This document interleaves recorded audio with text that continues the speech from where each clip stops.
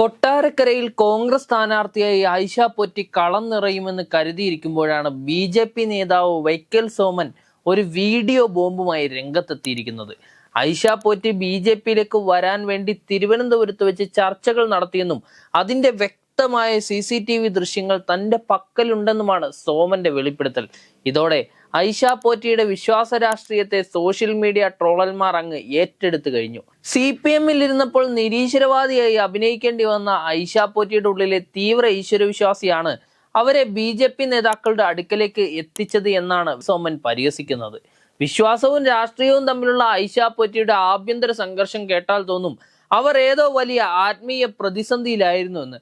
എന്നാൽ സത്യത്തിൽ ഇത് സീറ്റിന് വേണ്ടിയുള്ള സംഘർഷമായിരുന്നില്ലേ എന്നാണ് നാട്ടുകാരുടെ ചോദ്യം. CPM വിട്ടപ്പോൾ അവസരവാദി എന്ന് വിളിച്ചവർക്ക് മുൻപിൽ BJP-യിലേക്കും ഒരു വഴി നോക്കിയിരുന്നു എന്ന വാർത്ത വന്നതോടെ ആയിഷ പോറ്റിക്ക് ഇപ്പോൾ ത്രിശങ്കു സ്വർഗത്തിലിരിക്കുന്ന ഒരു അവസ്ഥയിലാണ്. BJP-യിലേക്ക് പോകാൻ വണ്ടി കയറി വഴിതെറ്റി കോൺഗ്രസ് ഓഫീസിൽ എത്തിയതാണോ പോറ്റി എന്ന് ട്രോളന്മാർ ചോദിക്കുമ്പോൾ മറുപടിയില്ലാതെ ഖദറുമുണ്ടിൽ മുഖം മറയ്ക്കേണ്ട ഗതികേടിലാണ് UDF-ന്റെ അണികളും. കൊട്ടാരക്കരയുടെ വിപ്ലവ മണ്ണിൽ വർഷങ്ങളോളം ചുവപ്പൻ കൊടിക്കീഴിൽ ഉറച്ചു നിന്ന ഒരു നേതാവ് പെട്ടെന്നൊരു പ്രഭാതത്തിൽ കതറണിഞ്ഞെത്തുമ്പോൾ അത് രാഷ്ട്രീയ കേരളത്തിന് ഒരു വിസ്മയമായിരുന്നു. എന്നാൽ ആ വിസ്മയത്തിന് അധികം ആയുസ് ഉണ്ടായിരുന്നില്ല. BJP നേതാവ് സോമന്റെ വെളിപ്പെടുത്തൽ ഒരു തമാശ രൂപേണയാണെങ്കിലും ആയിഷ പോറ്റിയുടെ വിശ്വാസ്യതയ്ക്കേറ്റ ഏറ്റവും കനത്ത പ്രഹരമാണ്.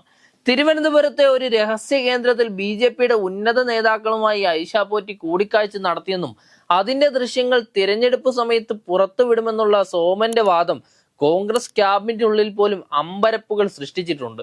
ഷാളിട്ട് സ്വീകരിച്ച ചിത്രമുണ്ടെങ്കിൽ പുറത്തുവിടൂ എന്ന് ആയിഷ പോറ്റി വെല്ലുവിളിക്കുന്നുണ്ടെങ്കിലും ഡിജിറ്റൽ യുഗത്തിൽ ഏത് നിമിഷവും പുറത്തു വരാവുന്ന CCTV ദൃശ്യങ്ങളെ അവർ ഭയക്കുന്നുണ്ടോ എന്നതാണ് വോട്ടർമാരുടെ സംശയം. താൻ അങ്ങോട്ട് പോയിട്ടില്ലെന്നും BJP-ക്കാർ ഇങ്ങോട്ട് വന്ന് കണ്ടതാണെന്നുമാണ് ആയിഷ പോറ്റിയുടെ ഇപ്പോഴത്തെ പ്രധാനപ്പെട്ട ന്യായീകരണം. എന്നെ എല്ലാവരും വന്ന് കണ്ടിരുന്നു എന്ന് പറയുന്നതിലൂടെ താൻ ഇപ്പോഴും രാഷ്ട്രീയ വിപണിയിൽ വലിയ ഡിമാൻഡുള്ള നേതാവാണെന്ന് വരുത്തി തീർക്കാനാണ് അവരിപ്പോൾ ശ്രമം നടത്തുന്നത്. എന്നാൽ ഇതിനിടയിൽ BJP-ക്കാരെ വെറുതെ മോഹിപ്പിച്ചതാണോ അതോ കോൺഗ്രസിൽ നിന്ന് സ്ഥാനാർത്ഥിത്വത്തിന്റെ കാര്യത്തിൽ ഉറപ്പ് കിട്ടാത്തത് കൊണ്ട് BJP-യിൽ ഒരു ബാക്കപ്പ് പ്ലാൻ നോക്കിയതാണോ എന്നതാണ് രാഷ്ട്രീയ നിരീക്ഷകരുടെ പുതിയ കണ്ടെത്തൽ. രാഷ്ട്രീയത്തിലെ ഈ അതിവേഗ ചുവടുമാറ്റങ്ങൾ കാണുമ്പോൾ ഇക്കരെ നിൽക്കുമ്പോൾ അക്കരെ പച്ച, അക്കരെ ചെല്ലുമ്പോൾ ഇക്കരെ പച്ച എന്ന പഴഞ്ചൊല്ലാണ് ആയിഷ പോറ്റിക്ക് ഏറ്റവും അനുയോജ്യമെന്ന് ജനങ്ങളും പരിഹസിക്കുന്നുണ്ട്.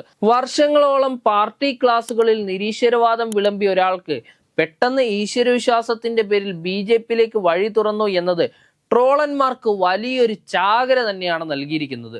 ആയിഷ പോറ്റിക്ക് വിശ്വാസം കൂടിയതാണോ അതോ സീറ്റിനോടുള്ള സ്നേഹം കൂടിയതാണോ എന്നുള്ള പരക്കം പാച്ചിൽ ഈ ചോദ്യം സോഷ്യൽ മീഡിയയിൽ ഇപ്പോൾ അലട്ടുന്നുമുണ്ട്. BJP നേതാക്കൾ ഷാളിട്ട് സ്വീകരിച്ച ദൃശ്യങ്ങൾ സോമന്റെ കയ്യിൽ ഇരിപ്പുണ്ടോ അതോ അതൊരു പൊളിറ്റിക്കൽ ബ്ലാക്ക് മെയിലിംഗ് ആണോ എന്നത് കാത്തിരുന്ന് കാണേണ്ട ഒരു കാര്യം തന്നെയാണ്. എന്തായാലും CPM പാളയത്തിൽ നിന്നിറങ്ങിയ ആയിഷ പോറ്റിക്ക് കോൺഗ്രസിന്റെ ഖദർ പുതപ്പ് എത്രത്തോളം സുരക്ഷിതമാകുമെന്ന് വരും ദിവസങ്ങൾ തെളിയിക്കും.